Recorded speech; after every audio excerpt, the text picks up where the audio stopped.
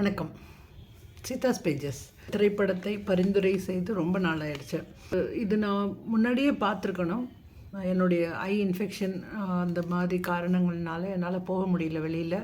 So நேற்று நான் போய் இந்த படத்தை பார்த்தேன். சிறை படத்தை பற்றி நிறைய பேர் பார்த்துட்டு நல்லாயிருக்குன்னு சொன்னாங்க. அந்த படம் பார்க்கணுன்றது மட்டும் என் மனசில் எப்போவும் இருந்துகிட்டே இருந்தது. என்னால் முடிஞ்ச உடனே நேற்று போய் பார்த்துட்டு லேட்டாக இருந்தாலும் இதை சொல்லாமல் விடக்கூடாது அப்படின்னு நினச்சேன். அதனால தான் இந்த படத்தை பரிந்துரை இன்றைக்கி கொடுக்குறேன். சிறை எனக்கு நான் எந்த ஒரு கதை சுருக்கமோ எதுவுமே கேட்கல, புதுசாக தான் போனேன். விக்ரம் பிரபு நடிச்சிருக்கிறாருன்றது மட்டும்தான் எனக்கு தெரியும்.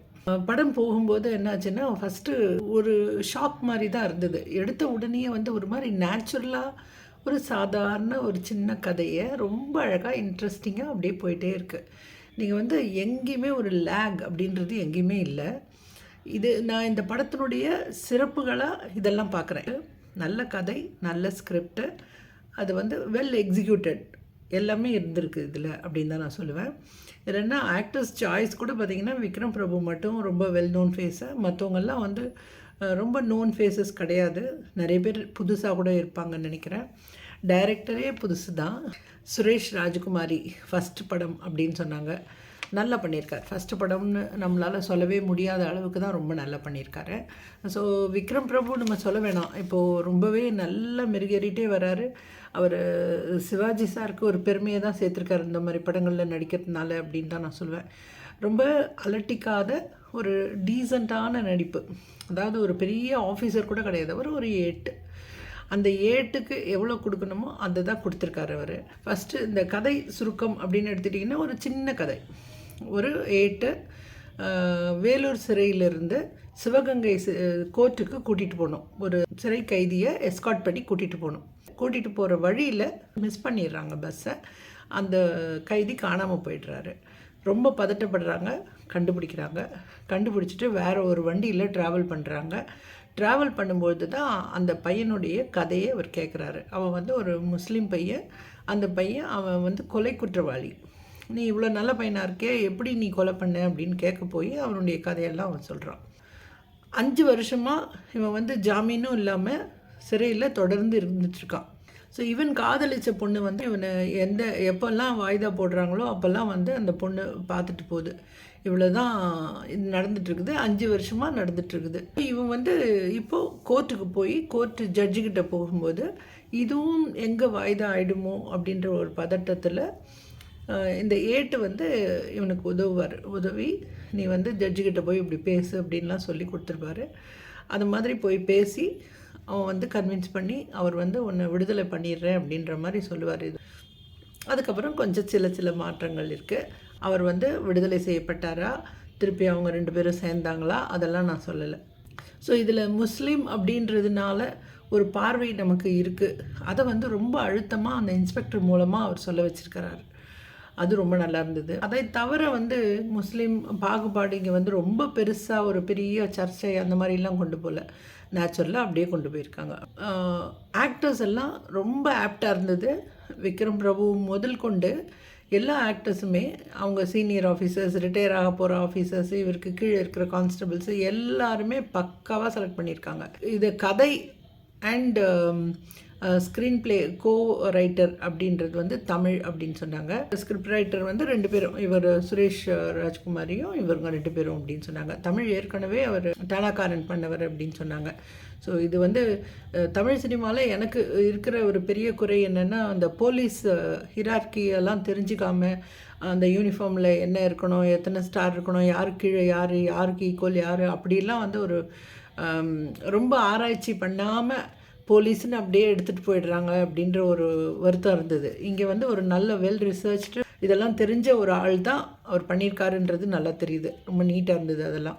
இதில் பார்த்திங்கன்னா 3 இது பின்னப்பட்டிருக்கு. போலீஸ் பற்றி ஒன்று, கோர்ட் பற்றி ஒன்று, அப்புறம் இந்த பசங்களுடைய லவ். அந்த காதல் அப்படின்றது ரொம்ப அழகான காதல், கொஞ்சம் கூட விரசம் இல்லாமல் ரொம்ப அழகான காதலை காமிச்சிருக்காங்க. அது ரொம்ப எனக்கு பிடிச்சிருந்தது. அதே மாதிரி போலீஸ்னாலே கெட்டவங்க அப்படின்ற ஒரு இமேஜ் அது எப்போவுமே இருந்துகிட்டே தான் இருக்குது. அவங்களுக்கு நிறைய ப்ரெஷர்ஸ் இருக்குது. அது தப்பு பண்ணாதவங்களே இல்லைன்னு சொல்ல நான், தப்பு பண்ணுறவங்களும் இருப்பாங்க. ஆனால் எல்லாருமே தப்பு பண்ணுறாங்கன்னு நம்ம பார்க்கக்கூடாது அப்படின்றது ஒன்று இந்த படத்தில் தெரிஞ்சுக்கலாம். அதே மாதிரி கோர்ட்டுலேயும் நல்ல ஜட்ஜஸ் இருக்கிறாங்க, சில பேர் அப்படியே கடந்து போகிறவங்களும் இருக்கிறாங்க அப்படின்னு தான் நான் சொல்கிறேன். அதே மாதிரி கையூட்டு எந்த இடத்துலையுமே தவிர்க்க முடியாத இடமா ஆயிடுச்சு இப்போது. ஸோ இங்கேயும் அது நடக்குது அப்படின்றதையும் காட்டுறாங்க. சினிமாட்டோகிராஃபி வந்து மாதேஷ் மாணிக்கம் அப்படின்னாங்க. இவர் வந்து வேலூர், சிவகங்கை ரெண்டுத்தையுமே எடுத்திருக்காரு. ரொம்ப அழகாக அங்கே வேலூரில் என்னெல்லாம் நல்லா காட்ட முடியுமோ அதெல்லாம் எடுத்திருக்காரு. அதே மாதிரி சிவகங்கையும் ரொம்ப அழகாக காமிச்சிருக்காரு. ரொம்ப அது வந்து கதையை விட்டு வெளியில் போகல, கதை கூடயே ட்ராவல் பண்ணுது. அதனால் அது ரொம்ப நல்லா இருந்தது. அதே மாதிரி தான் மியூசிக் கூட.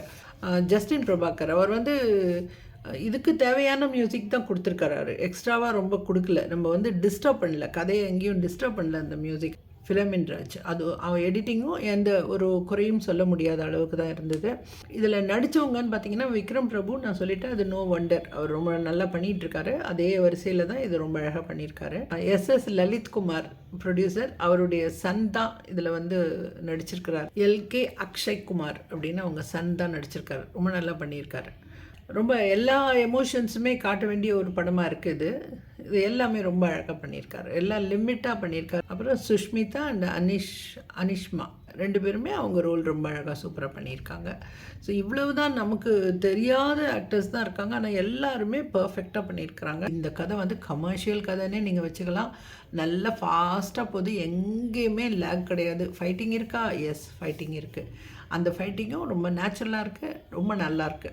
நம்ம தமிழ் சினிமா மாதிரி ட்விஸ்ட் அண்ட் டர்ன்ஸ் இருக்குது. ஆனால் என்னென்னா அது வந்து சினிமேட்டிக் ட்விஸ்ட் கிடையாது. நம்ம ஒன்று எதிர்பார்ப்போம், அது இருக்காது, வேறு ஒன்று இருக்கும் அங்கே. அந்த ட்விஸ்ட் ரொம்ப அழகான ட்விஸ்ட்டாக இருக்குது, நம்மளை யோசிக்க முடியாத அளவுக்கு இருக்குது. அதனால அது ரொம்ப நல்லாயிருக்கு. இது வந்து ஆன் த ஹோல் பார்த்திங்கன்னா ஒரு பியூட்டிஃபுல்லான கதை. ஸோ இந்த படத்தை வந்து நம்ம கட்டாயமாக பார்க்கணும் அப்படின்னு நான் பரிந்துரைக்கிறேன். ஒரு மலையாளத்துலேயோ இல்லை வேறு ஒரு லாங்குவேஜ்லேயோ பெங்காலிலேயோ வரும்பொழுது நம்ம ரொம்ப பாராட்டுறோம், ரொம்ப வித்தியாசமான கதையை எடுத்திருக்காங்க, எவ்வளோ நல்லா எடுத்திருக்காங்க, தமிழில் இப்படிலாம் வரலன்னு சொல்கிறோம். இந்த மாதிரி வரும்பொழுது நம்ம சப்போர்ட் பண்ணணும், கட்டாயமாக பண்ணணும். இது வந்து ரொம்ப பெருஞ்செலவு இல்லாமல் ரொம்ப அழகாக எடுத்திருக்கிறாங்க.